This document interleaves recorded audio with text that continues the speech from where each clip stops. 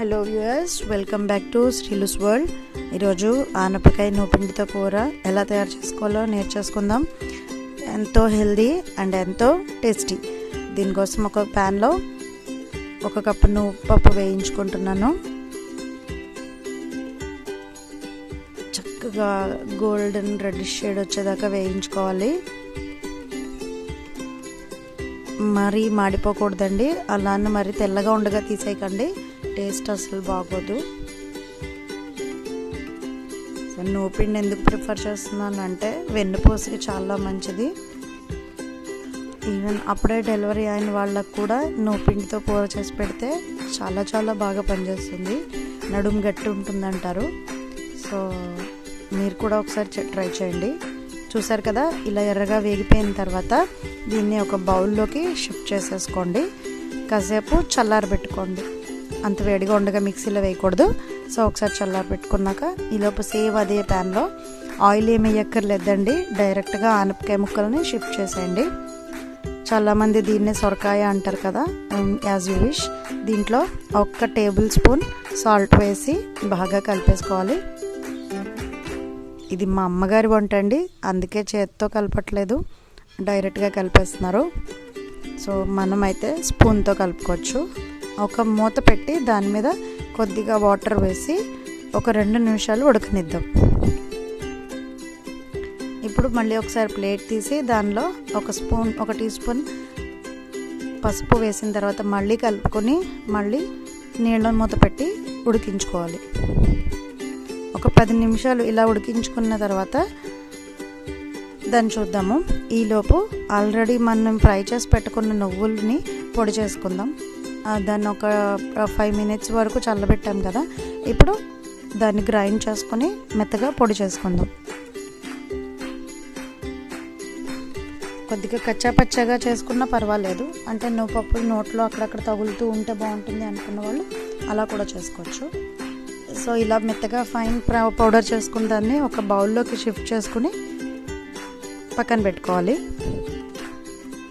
ఇప్పుడు చూసారా, ఓన్లీ ఆనపకాయ ముక్కలు, సాల్ట్, ఎంత వాటర్ వచ్చిందో దీనిలోకి 1 చిన్న టీ స్పూన్ బెల్లం పొడి వేసుకున్నాను. అలాగే ఈ ఆల్రెడీ పొడి చేసి పెట్టుకున్న నూపిండి కూడా దానిలో వేసేసి బాగా దగ్గర పడేదాకా కలగలుపుకోవాలి.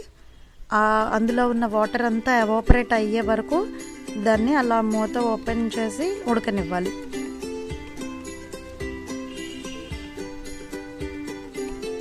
దాని అంతటా అదే ఎవాపరేట్ అయిపోతుందండి. జస్ట్ మీడియం ఫ్లేమ్లో పెట్టి వండితే సరిపోతుంది. చూసారా, ఇలా దగ్గర పడిపోయిన తర్వాత దీన్ని ఒక బౌల్లోకి షిఫ్ట్ చేసుకోవాలి.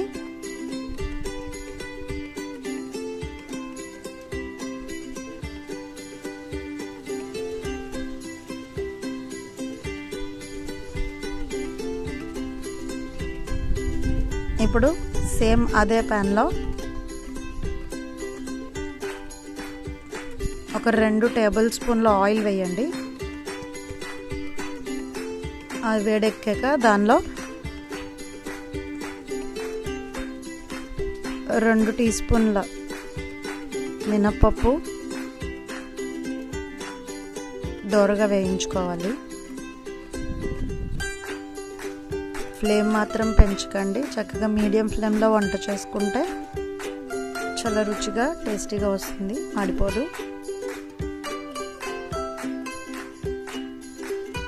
పిల్లలు కూడా ఆనపకాయ ఎక్కువ తిన్నారు కదండి, ఇలా చేసి పెడితే వాళ్ళు కూడా చాలా ఇంట్రెస్ట్గా తింటారు. చాలా కమ్మగా, చాలా స్వీట్గా, చాలా చాలా బాగుంటుంది. ఇప్పుడు దీనిలో ఆల్రెడీ తరిగి పెట్టుకున్న కరివేపాకు, ఎండుమిరపకాయలు, అలాగే 2 టీ స్పూన్ల జీలకర్ర వేసి వేయించుకోవాలి. ఒక 1 మినిట్ వాటిని వేయించుకుంటే సరిపోతుంది. ఇలా వేయించుకున్న దాంట్లో ఇప్పుడు ఆల్రెడీ నేను పక్కన పెట్టుకున్న కూర మిక్స్ అయితే ఏదో ఉందో అది వేసాను.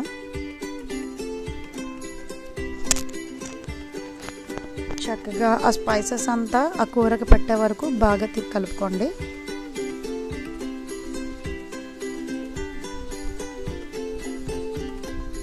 ఇలా బాగా కలిపేసుకున్న తర్వాత ఒక 1 మినిట్ దాన్ని అదే ఫ్లేమ్లో ఉడికించి తర్వాత గిన్నెలోకి సర్వ్ చేసేసుకోవాలి.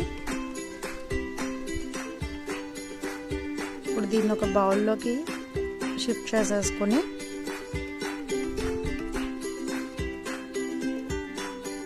స్టవ్ ఆఫ్ చేసేసుకోండి. ఇది న్యూట్రిషన్ ఫుడ్ కింద కూడా తీసుకోవచ్చండి. చాలా చాలా హెల్తీగా ఉంటుంది. సో మీరు కూడా ట్రై చేయండి. ఎలా ఉందో కామెంట్ బాక్స్లో రాయండి. మీకు కనుక నా వీడియోస్ నచ్చినట్లయితే సబ్స్క్రైబ్ చేయండి, షేర్ చేయండి, కామెంట్ చేయండి.